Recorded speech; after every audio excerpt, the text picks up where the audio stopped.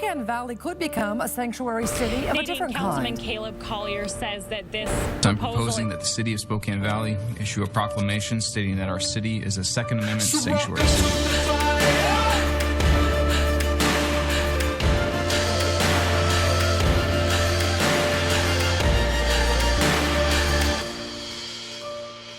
Welcome to the fire. Today on Church and State, that joke isn't funny anymore with Lou Perez. Hello, Christian Patriots, and welcome to Church and State, where we drive morality and religion over tolerance and apathy. And I'm your host, Caleb Collier, once again, your favorite far-right shock jock, and the show that talks about politics and religion. Jesus Christ is our referee, so it's always nice and clean. Real quick, let's point you to the website, churchandstate.media. Fill out this form, get our newsletter, bypass all of the censorship, and of course, I personally call every single one of you who fills this out, so please do so. Also, check out our most recent episodes. We continue to bring just hard-hitting topics, great guests. I want you to check those out and share them with friends, family, and neighbors. They're very important. Also, check out the featured guest page. We've had some incredible people over the years. As I always tell you, my personal favorite, Ron Paul, although I just did have Mike Adams, the health ranger, on, so that might be a personal favorite too. But anyway, go to him, click on the name. It'll go right to the episode. Check that out and listen to it. Also, please do some shopping with us. Hit the great affiliates that we have. We got some companies that I support, that they support us as well. I use them personally, and with every one of them, use the promo code Church and State. Many of those you'll get a discount, and regardless, you'll be helping to support us. And speaking of support, hit the donate button for us. Keep us alive on NRBTV, Prepper Broadcasting Network, Newscasters. So many great networks that have brought us on. Also, national syndication through AM/FM radio starting this month. Obviously, that takes money, and so any support you can throw our direction, we do appreciate it. Lastly, if you want to get a hold of us, Church and State 1776 at proton.me. With that, it is an absolute pleasure to bring you Lou Perez. You know I love comedy. I dabble a little bit myself here on air, nothing to this caliber, but Lou Perez is a comedian, a producer, and an author of That Joke Isn't Funny Anymore on the death and rebirth of comedy. He's been on Gutfield, Fox News Primetime, One Nation, Open to Debate. He's traveled the world as a stand-up comedian. And Lou, it is awesome to have you on Church and State. Oh, well, thanks for having me, Caleb. Really appreciate it. Yeah, absolutely. I love when I can bring on a comedian onto the show, because I believe comedians are kind of the canary in the coal mine as far as culturally what is going to be taboo. Would you agree with that? Well, if you know the booker for the coal mine, I'll do any gig really. So if anybody wants to bring me down there to do some time, I don't necessarily know if comedians are like the canary in the coal mine, but I think it does say a lot about the culture when comedians are kind of put under the microscope and judged and picked apart by the jokes that they're making, the subject matter that they're taking on. Years back, I was producing comedy for a YouTube channel called We the Internet TV. And it was, satirical sketch comedy. And what I noticed was we would put out satirical content, and then when you looked at the comments, suddenly there were serious debates happening in the comments. And I would, sometimes get caught up in it and, start going at it. And then I would have to remind myself, like, wait a minute, this all started with a comedy bit. So I think sometimes it's easy to forget where things might start. So I think comedy is definitely a good barometer about what's happening in the culture, whatever's happening in pop culture. See what comedians are saying about it.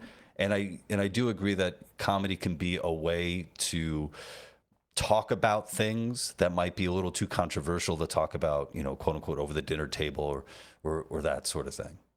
Sure, it lessens the sting, if you can say the truth, and honestly, the best comedians have truth to their stand-up or to their show or whatever it looks like. But if you can say it with a smile, it does kind of take the sting away from it a bit. Sure, yeah. And I find that the straighter you're able to play something, the often funnier it'll be. So like in my private life, like when my wife is introducing me to, new friends and stuff, and they ask, what does your husband do? And she says he's a comedian. Like for one, people are kind of attracted to that because it is kind of a weird, a comedian. Like who's a comedian? And also they're like, who is he? I don't think I've ever seen him before. So how can he be a comedian if I don't know who he is?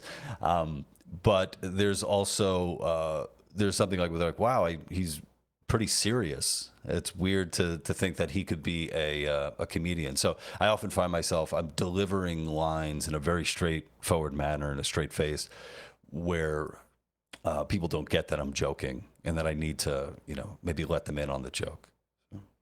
I like that. There's kind of that classic Abbott and Costello. They were both funny in their own right, but you had more of the straight man who would deliver the lines that were actually hilarious, but they were witty. And then you had kind of more of the buffoon style, maybe, the Will Ferrell, just kind of out there just making crazy movements, and obviously more of the highlight, I suppose, in the Abbott Costello thing. But I think the straight man is some of the funniest comedians out there are the people that can deliver lines like that. Oh yeah, and it's so important too. I mean, it's a comedic archetype that you really need, and you could just see all the examples out there of the straight man and the funny man or crazy man, and see what happens when there isn't a straight man in the scene. Scenes don't work as well. You need somebody who's going to like ground it in reality. I would completely agree with that. I mean, Chris Farley was hilarious, but he was even funnier when paired with David Spade. Right. Yeah.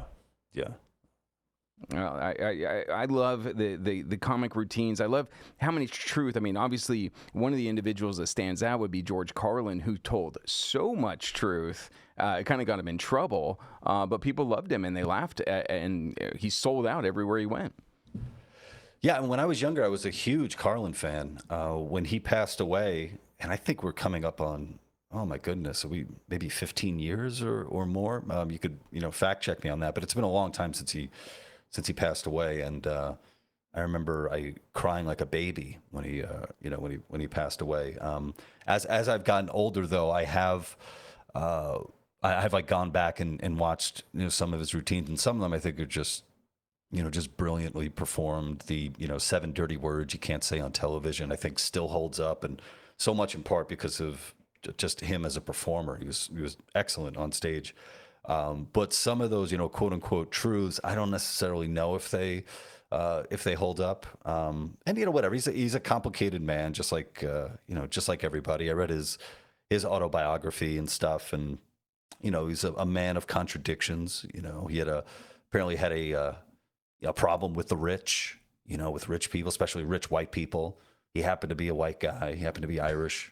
He happened to have at one point a private jet. There was this little anecdote he tells in his book about being in his neighborhood, and I think it was Beverly Hills. It was definitely somewhere in Los Angeles, although I guess technically Beverly Hills and Los Angeles aren't the same. But and he had his daughter there, and they were pointing at the neighbors, and he said like basically look at these jackasses, these like yuppies or whatever. And it's like, but George, you're living in the same neighborhood as them. Like you have chosen to live in the neighborhood. So, like I said, complicated man, hypocrisies.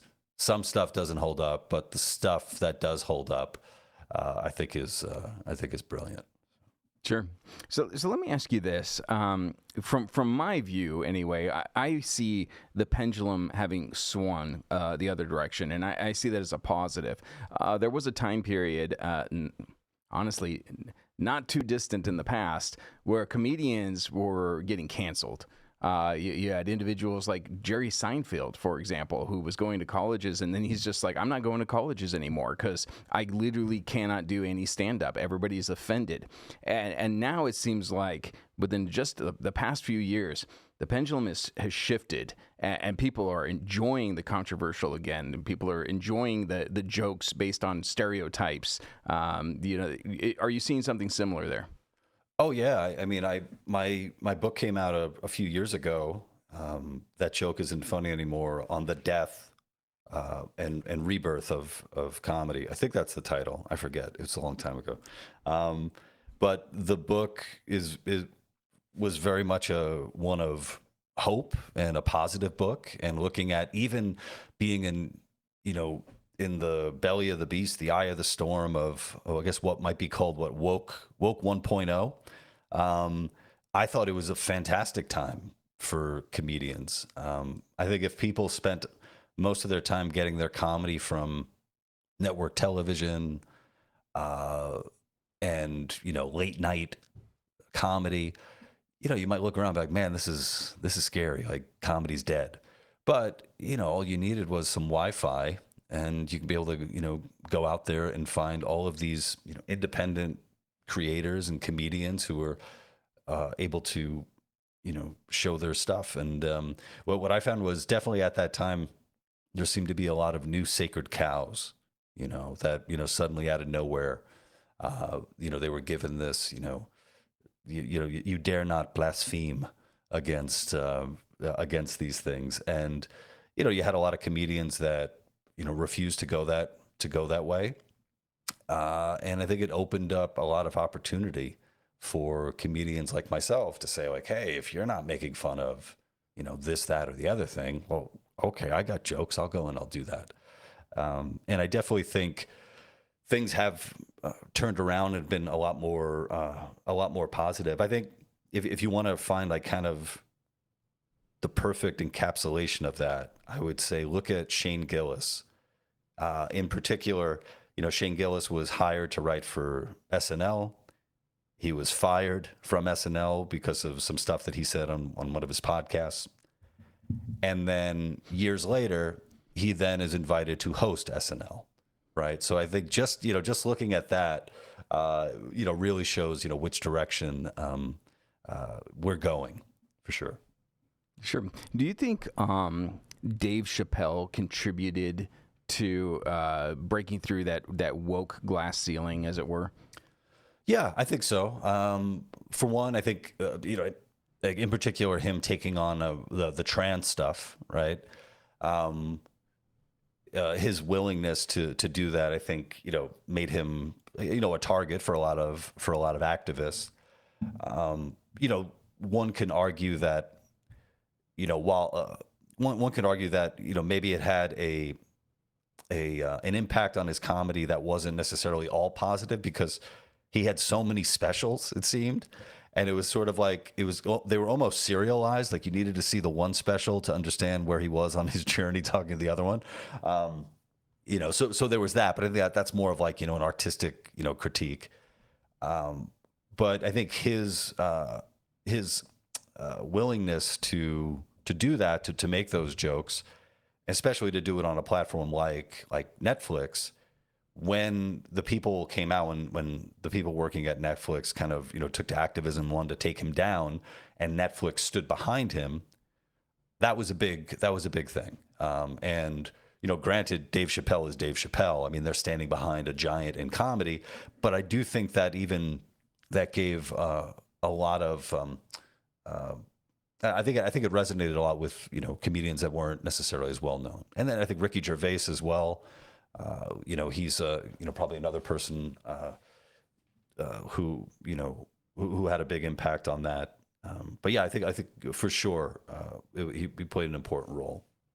I got to say, when he did the Oscars, I think it was, he started calling out all the actors. Golden Globes, I think it was. Okay, yeah. I don't typically pay attention to the Hollywood stars giving each other awards. Yeah, right. I know. Yeah. But when he was calling them out for being friends with Epstein, and their faces were just like, I mean, that was gold. Yeah.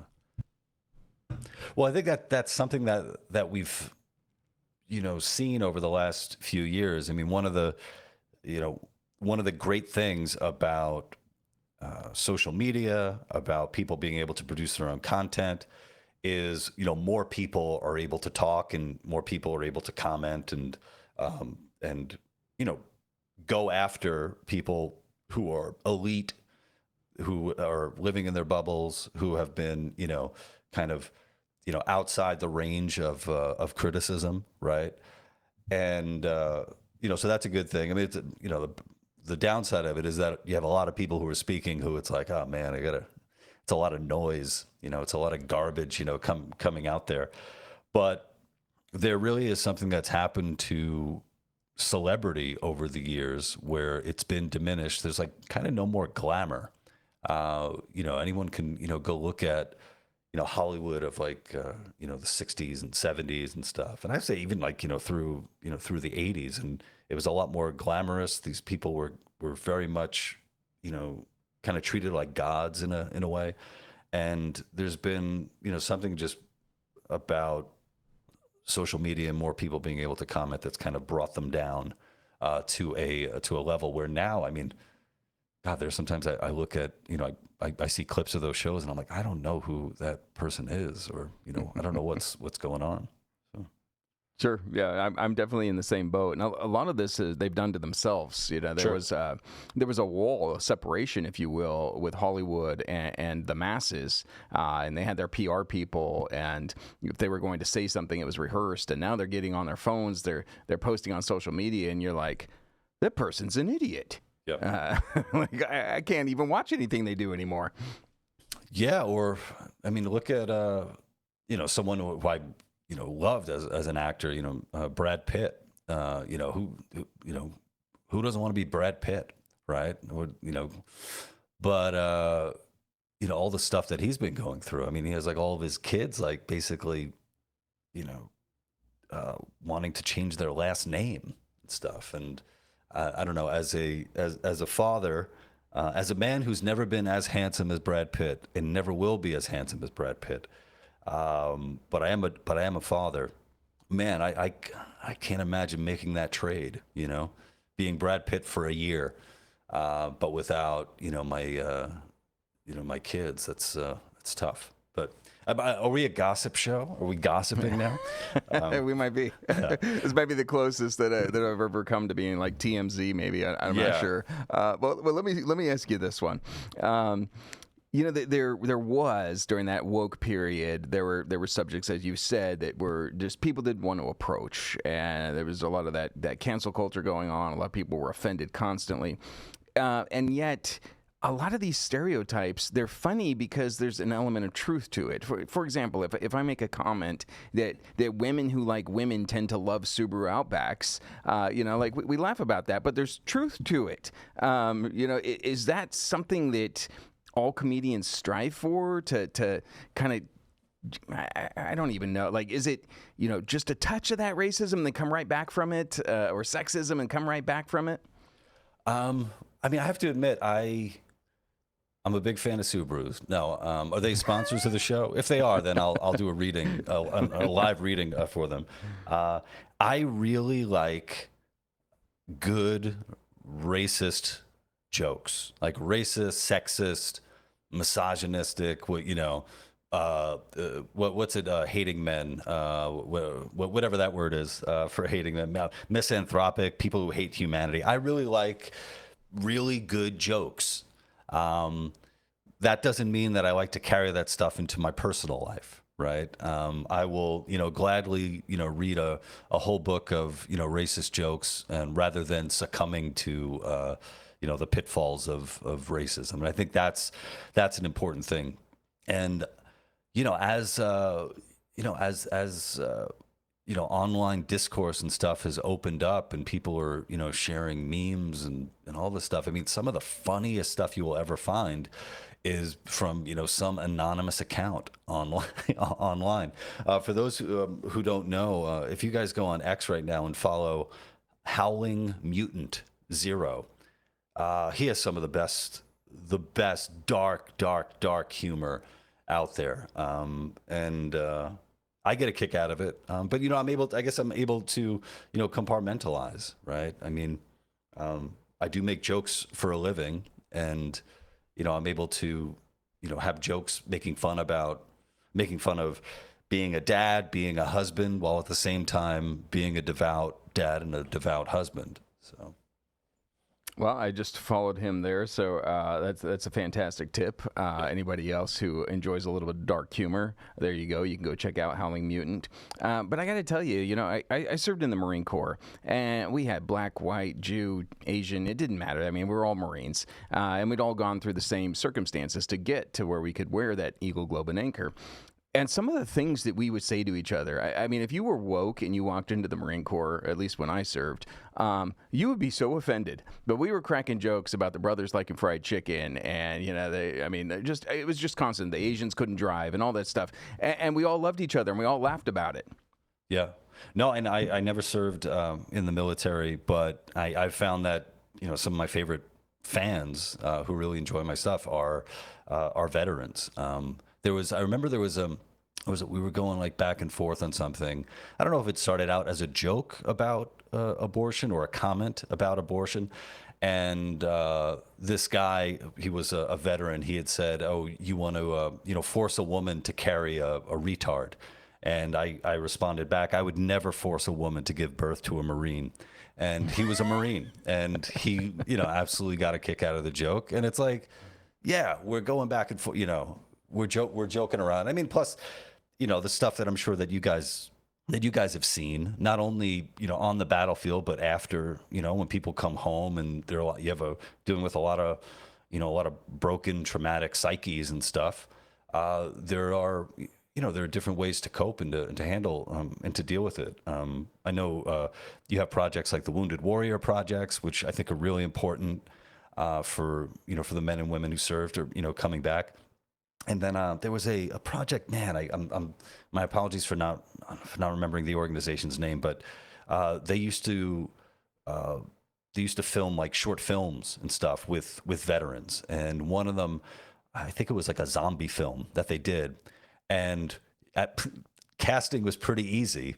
They had so many amputees and stuff where here you have a veteran who had both legs blown off, and he's cast to play like this, haunting zombie who's coming after people and stuff.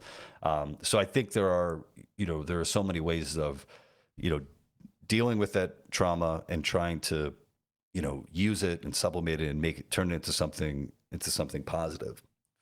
When somebody accuses you of being racist or anti-Semitic, does it personally make you want to go even harder? No, not necessarily make me want to go harder. I mean, I laugh at that, because at this point it's just just meaningless. I think I actually like Jews too much. It's a problem. I gotta deal with that. But it is. I mean, it's just the thing where it's kind of like a I don't know. It's a haymaker that someone throws at you to think that that'll get you, and it really just doesn't work anymore. It really doesn't. And it's like, what do you do if you're that person and someone's like, no, that doesn't hurt and it's not going to change anything? Then it's like, oh man, like what's plan B? Yeah, and it's not, and usually, I don't know, usually they're pretty fun to go at, to joust with if someone's gonna say that about you. There was actually one guy who slid into my DMs, and I found a picture of him online, and I shared it with him, as a comeback, like, look at this doof, and he accused me of being an anti-Semite. And what was funny is just that very week, friends of mine, my Jewish friends, had given me a beautiful Star of David necklace that I had on. So I was able to share with him my Star of David, me wearing a Star of David necklace, in public. And he didn't really know what to say about that. Yeah, of course. Because what I find is the comedians that are approaching these subjects and teasing the stereotypes are legitimately the least racist, the least sexist, the least anti-Semitic out there. Well, also, I think something happens too where I did a show a few weeks back, and one of the comedians was complaining about the Christians in her neighborhood. And it was a show I was on. I didn't want to, start any beef before the show, but she was a atheist, I think Jewish but she was born and raised Jewish, but she was, an atheist, and she was talking about a neighborhood in Brooklyn where it's like, how many Christians are you really, running into in your neighborhood? But rather than have an argument before a show, I let it go. But I talked to a buddy of mine, and I'm just like, I am still amazed at just how flippant people are and glib talking about Christians, right? Where, I'm sure had I just turned around and said, yeah, well, you think the Christians are bad? Oh my God. Have you ever talked to a Muslim? Oh, dude. Or, or a Jew? Then it would have been a very different conversation and a very big problem. So I think now more people are comfortable calling out that bigotry and saying, look, either it's all cool or it's not cool, right? And let's, if you want to have a real conversation, because the lady in let's just say like Park Slope, Brooklyn, it's like you can make if you'd rather have 5 mosques on your block versus 5 churches, all right, we'll see. Yeah, you could take a nice vacation to Dearborn and Sure. see what it's like. It probably pretty enjoyable for you. I'm sure. A lot of stand-up comics, and I know you've done a lot of stand-up comedy in your life, but they'll end up with somebody who's kind of disruptive, right? And they'll try to kind of take the comedy skit and move it their direction with their agenda. Have you found that there's a specific people group that are the most disruptive as you get out there? Oh, hecklers. I mean, Yeah. hecklers, they all suck. I can't necessarily pinpoint, this specific kind of person. I did a show. I was going to guess feminist women was my guess on that. Oh, well, in my experience, it hasn't been that. I did a show in Los Angeles, in Hawthorne, California, at a moose lodge that a buddy of mine helped set up. We were doing like a family trip to California, and I figured, oh well, I'm here, I might as well try to do a show. So we did a show, and before the show, there were a couple of guys who came up to me. They're like, "Oh my God, man, I've been following you for like over 10 years, and I can't believe I finally get to see you live, and I'm so excited." Well, those 2 guys were the ones who heckled me. My biggest fans at this show were the ones who were so drunk that they decided to heckle me. And the one response that, you often hear will be, "Oh, I was just trying to help out." And so I think, as Mr. Rogers says, remember the helpers out there. If you consider yourself a helper, you will never, ever, ever help a comedian in any way, shape, or form when they're on stage live in front of you and other people. So just keep that help to yourself. That's what I would say. I think that's very good advice for anybody watching this, because my wife likes stand-up comedy, and oftentimes I will admit I go to them and I'm kind of stoic. Some of them aren't very funny, I will just say, and a lot of the Christian ones, which is the ones my wife tends to take me to, some of them really need to practice their skills. But hey, we're hitting a hard break, ladies and gentlemen, but we're going to continue. We got another 15 minutes. Hey, this is Caleb Collier with Church and State, and I want to tell you about Patriot Pouch. Look, if you're one of these individuals that's interested in nicotine and potentially the health benefits from it, but you're concerned about some of the side effects, Patriot Pouch might be your answer. This is a company that uses nixidine instead of nicotine. It hits the same nicotine receptors in your brain, but without those side effects like elevated heart rate or elevated blood pressure. So if you want the health benefits of nicotine without nicotine, Patriot Pouch may be the company for you. I need you to go to patriotpouchusa.com, use the promo code Church and State. You'll get a great nicotine replacement, and you'll be helping to support Church and State and everything that we do here. And remember, when you go to patriotpouchusa.com, not only are you supporting a Christian patriot business owner, but you're helping to support Church and State. And we're back. Thank you for staying with us. You're over at churchandstate.media, and we're going to go right back to our guest. But real quick, let me plug one of our awesome affiliates. And I'm thinking coffee, Chris. I love coffee. It gets me through the day.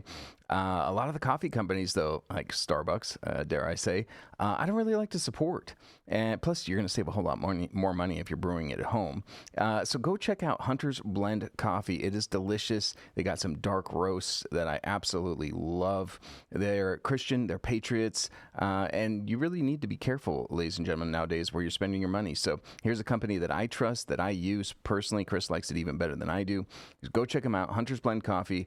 And use that promo code Church and State. You'll get a discount on this one, and you'll be helping to support us. And speaking of support, one more time, hit the donate button for us, ladies and gentlemen. I really do need the help to stay on the air. I'm coming at you 5 days a week. That takes a lot of time, a lot of money. So please hit that donate button. All right, with that, let's go back to our guest. I'm really enjoying the conversation with Mr. Lou Perez, author of That Joke Isn't Funny Anymore. And we've been talking about just kind of the experience of comedy as it's kind of gone through the ebb and flow of what's acceptable culturally. And I'm so pleased that we've come back to a point where we can laugh about stuff, where we can make a joke that some people might say, oh, that's a tad racist, but I'm still laughing. And my guest is in complete agreement. I want to showcase his book here. And Chris, if you would bring that up for us, I want Lou to talk about this a little bit here. You can order it on Amazon. Why did you decide to write a book? I mean, it's a very good title. Oh, I'm sorry. Can you say that again? I muted you by accident. There was. Oh, gotcha. So. Okay, I wanted you to describe your book and the reason you decided to write it, and I was commending you on the title of it because it's just a great title. Well, thank you. So That Joke Isn't Funny Anymore. If we have any Smiths fans out there, it's a song by one of the greatest bands ever, Johnny Marr on guitar, Morrissey on vocals, and then we actually. When it came to designing the cover, we basically took the Smiths album "Meat Is Murder," and we did our version of it. That book it came out of. I had recently lost my job, my position at We the Internet TV, where I was producing and writing and the face of the comedy channel, and there was an academic paper that was being passed around. I think it was pre-published, so it was it hadn't been gone through like peer review and all that. But it was about the growth of right-wing echo chambers on YouTube, which is a really interesting thing to think about. That you have academics studying YouTube, right? It's like, this must be an important thing, or man, this is one way to get some money. I don't know if USAID was involved at the time, but who knows. And then at the back of the paper, they had this index where they were rating all these different YouTube channels, and they were rating some far left, right wing, far right, and they happened to rate We the Internet TV as far right. And for those of you who might not remember the time, I mean, this was a time where, quote, the far right were marching with like tiki torches and stuff. And as a comedian who was looking for a new job and really wanted to keep working in entertainment, I didn't think it was a good idea to have my name associated with a far right YouTube channel named We the Internet TV. So a buddy of mine, Noam Dwarman from the Comedy Cellar, he reached out to me and said, you should really do something. You should really respond to this, either a video or write something. And the more I thought about it, I'm like, yeah, I gotta do that. So he hooked me up with someone at the Wall Street Journal, and I was able to publish my op-ed rebuttal in the Wall Street Journal, and basically, kind of making the case that I just made now about that. And then also the way that they put this paper together. Joe Rogan was considered far right. Brett Weinstein, Ezra Klein, it's like all over the place. People who were clearly not far right were given this label. And when I was writing the book, because the article ended up becoming the catalyst for my book, I had reached out to the authors of that paper, and they the version that ended up getting published was very different. There was no longer the index there. They changed the title and all this. They really took the teeth out of it. And one of the authors who got back to me said, you see, this is science working. Like this is, But something that I pointed out was If you want to read the updated version of the paper, the published paper, it costs like $10. So you got to go and pay $10 on this website, download it, read it, and all that. Which and nobody's going to do. Nobody's going to do that. I'm going to do it. Why? Because I had written this original thing. But the free version, the original version, it's still floating out there. So there's even a possibility in the days that we're in now that somebody could come across that thing and read it and, think the worst of you. So. You bring up such an interesting point with this whole far-right thing, and I want to ask you a question on that, because I intro my show, Your Favorite Far-Right Shock Jock. I didn't take that. Somebody actually called me that. It was actually Vice Media did an article and called me a far-right shock jock, and I was like, hey, that's kind of funny. I'll use it, kind of taking their ammunition away from them. But, on a libertarian perspective, the far right isn't at all what the mainstream narrative will tell you is the far right. They're going to claim that it's the fascists and everything, but that's not at all. When you really look at the scale, at 100% you have total government. At 0% you'd have anarchy. As a minarchist within the libertarian belief system, I'm very much far right because I don't want hardly any government at all. But as a comedian, how do you see this as this narrative that they've fooled the public with?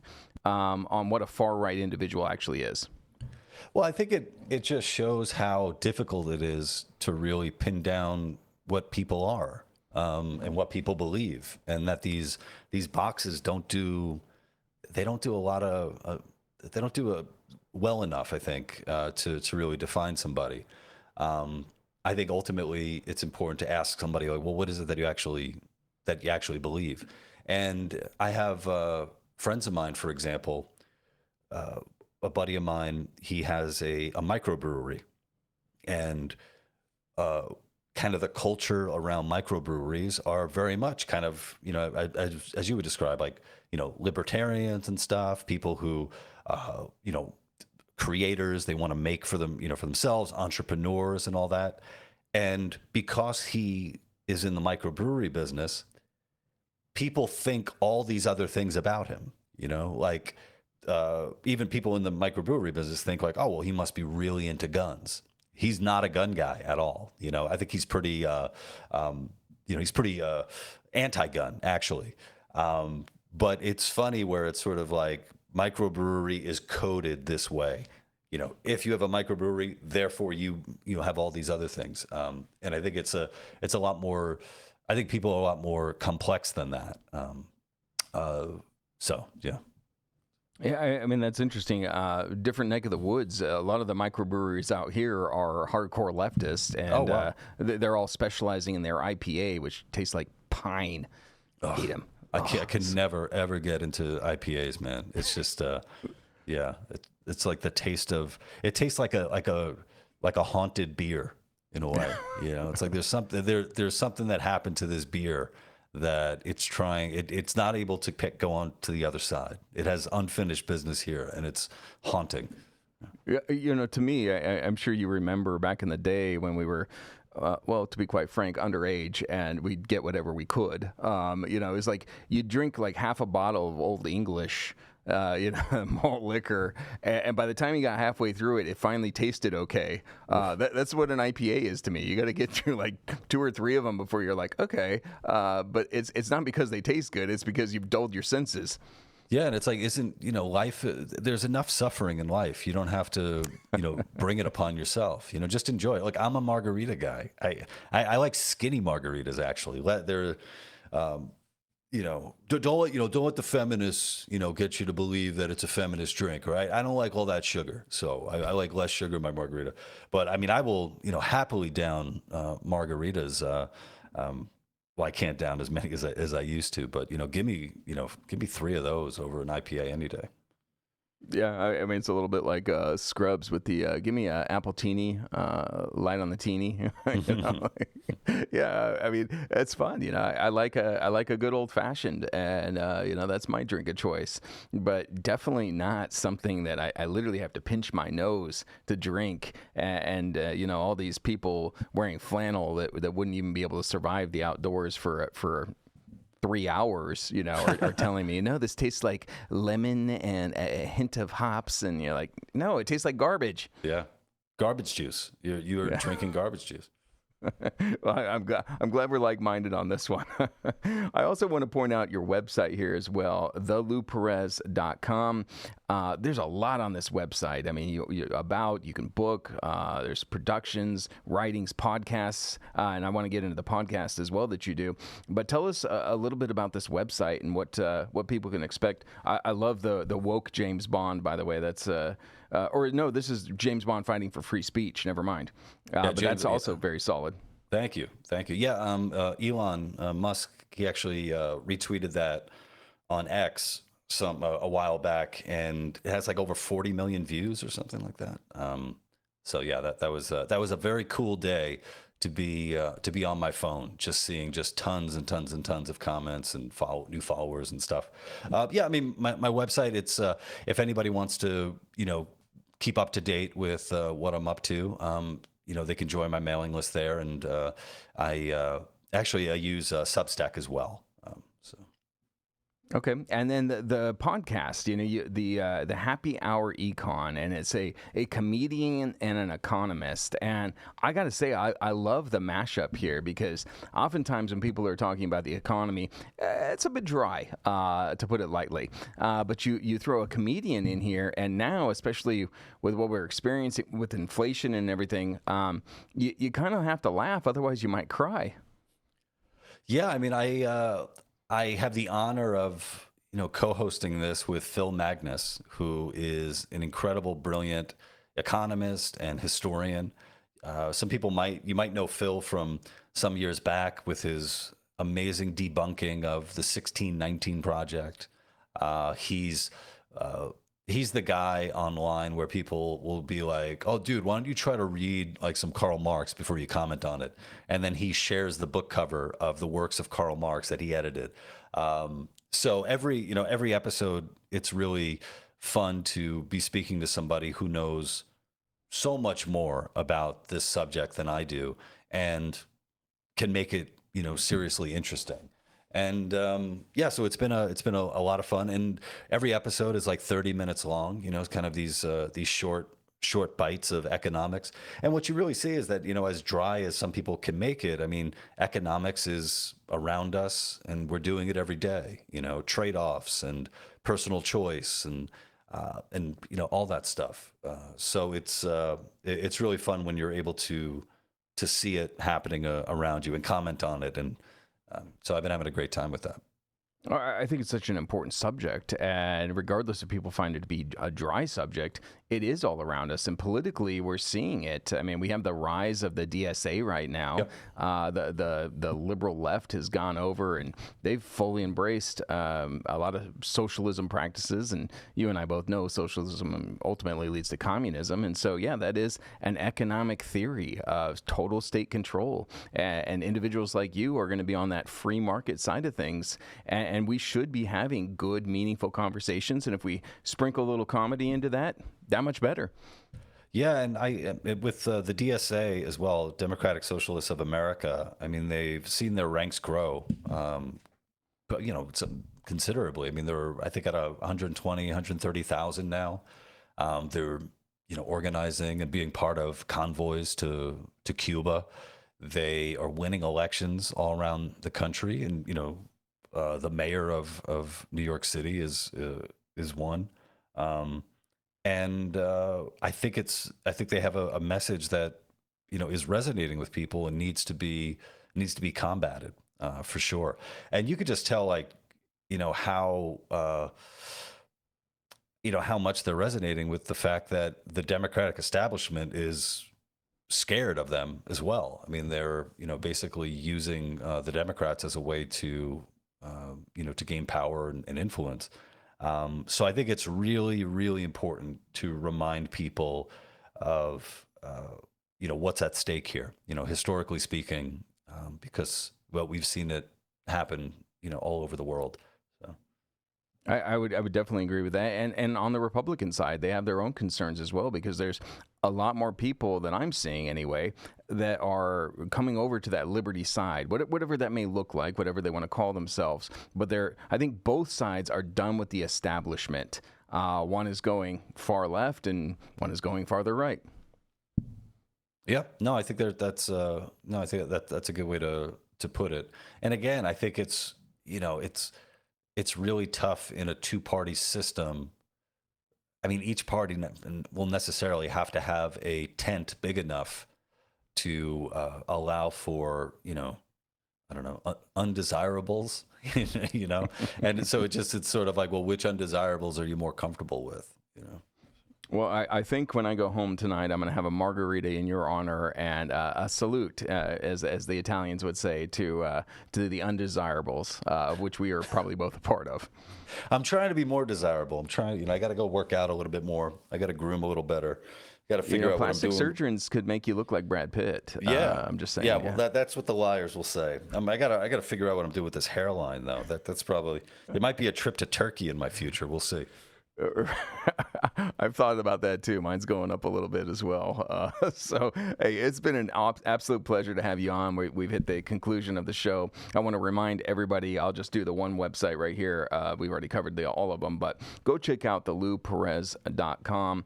Fantastic website. Basically everything it's a one-stop shop for everything that Lou is doing, where his book is, where his podcast is. So please go check that out.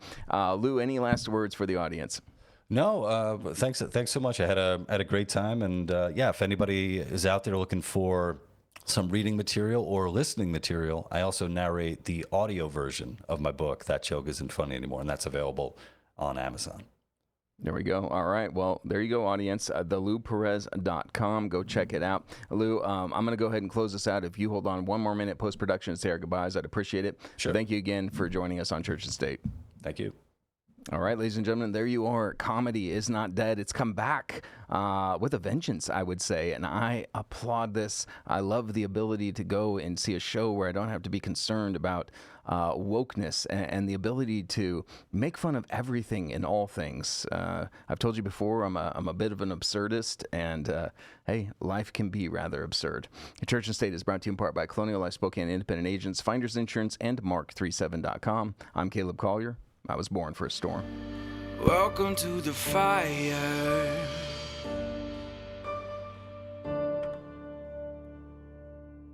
This is Caleb Collier with Church and State. Are you tired of your device spying on you?